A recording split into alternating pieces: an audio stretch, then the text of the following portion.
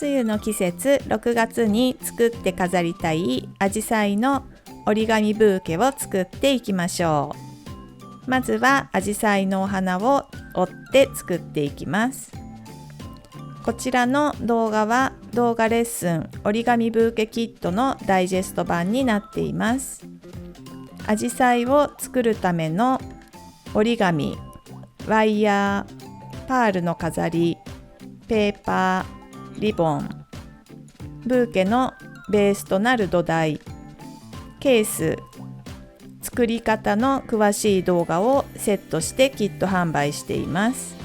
よろしければ概要欄をご覧いただきご利用ください。アジサイの下につける緑のカバーを折って作っていきましょう。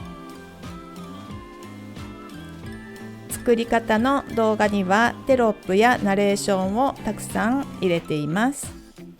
初めての方でもお一人で楽しく作っていただくことができます。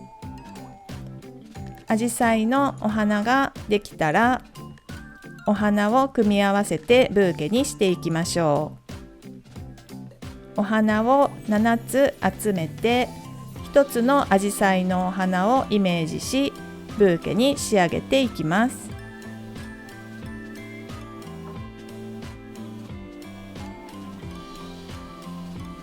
他のパーツと組み合わせてブーケを完成させていきましょう。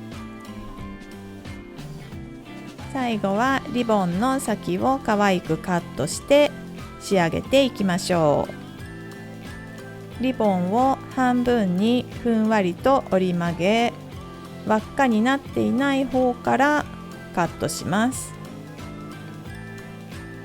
半分にこのように曲げて、輪っかになっていない方を長く、輪っかになっている方を短くカットしていきます。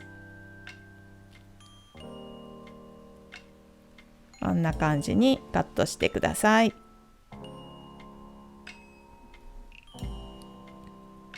かわいいアジサイのブーケ完成です。